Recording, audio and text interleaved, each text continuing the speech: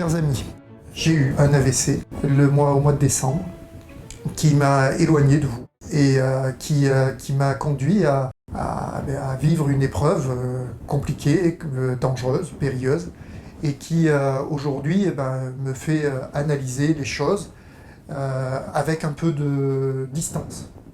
Donc je me suis éloigné de vous par la force des choses, mais vous avez été toujours dans mon cœur et j'ai pu regarder avec un peu de distance la vie aurillacoise et la vie de la cabane. J'ai eu de bons suppléants ou adjoints ou vice-présidents, premier vice-président. Je remercie sincèrement Christian Pouillès et Bernard Berthelier pour le travail qu'ils ont fait, parce qu'ils l'ont fait avec leur cœur et ils ont été efficaces. Je me réadapte. Je suis aujourd'hui, je fais beaucoup de sport, beaucoup d'exercices. J'envisage de reprendre à mi-temps le 15 février mes fonctions d'élu. Le matin, je serai au moins pour 15 jours en présentiel à l'agglo et à la ville tous les jours le matin. Si ça se passe bien, au 1er mars, je reprendrai à temps plein. Si ça ne se passe pas bien, je laisserai encore Christian et Bernard poursuivre mon remplacement, même si je serai avec eux le matin. Voilà ce que je voulais vous dire. Je voulais vous dire que ça m'a amené à réfléchir, que beaucoup de choses aujourd'hui me semblent moins importantes que précédemment, que la situation du Covid, et je pense aux personnes en réanimation ou à l'hôpital qui se font traiter, c'est important. Donc je remercie le personnel soignant, qu'il soit de l'hôpital Henri Mondor, du CHU, le personnel soignant dans son intégralité, parce qu'ils font un travail remarquable et qu'aujourd'hui, dans les priorités, la santé, c'est une priorité et la santé, en plus, où on peut récupérer, c'est important. Donc, bon courage. À vendredi prochain pour peut-être une vidéo en présentiel et où vous pourrez me voir.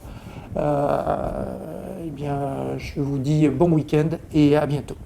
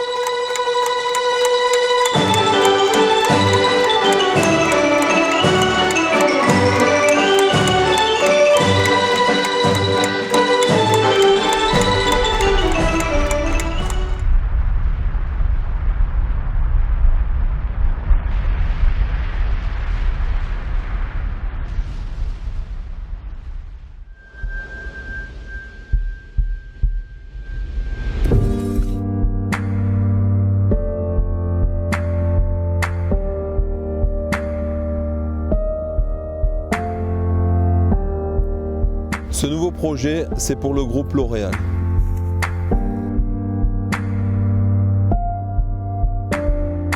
C'est Constance Guisset, designer sur Paris, qui a dessiné cet objet.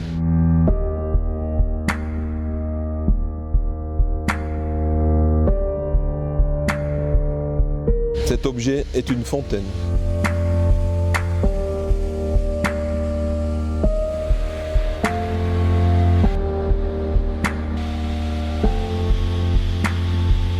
On s'attache avec Emmanuel Hébrard à dépoussiérer un petit peu le métier.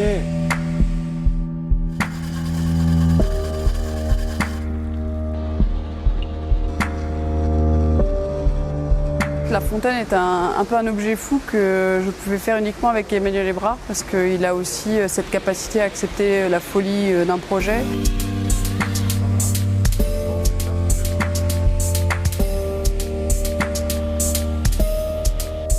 Sur tous les projets que j'ai pu lui confier avant, j'ai senti qu'il y avait une écoute, une attention et un respect mutuel qui était précieux.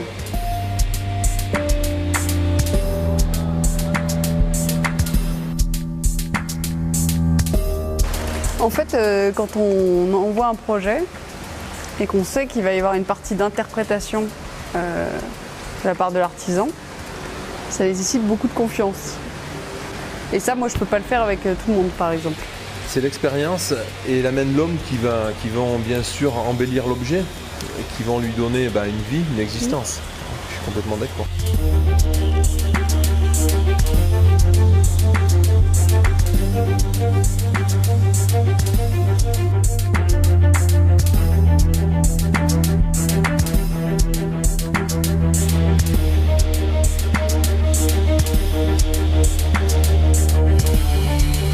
C'est un projet qui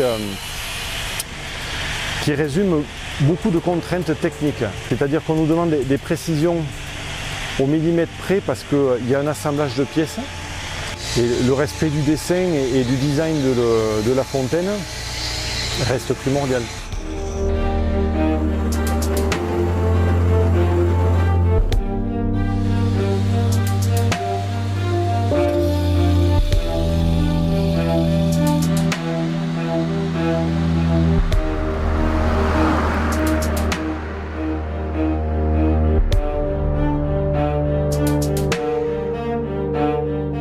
On a de toutes petites marges de manœuvre.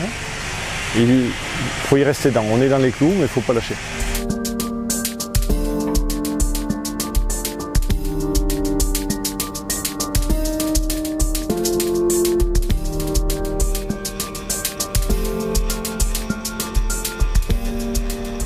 On a réussi le pari d'arriver au bout sans défaillance, en fait. Donc on s'est un peu surpassé, mais c'est un peu ce qu'on vit au quotidien finalement. Si c'est pas sur chantier, c'est en atelier. Donc on est confronté au long de l'année à ce genre d'événement un peu finalement. Sauf que là, nous sommes à 500 km de la base.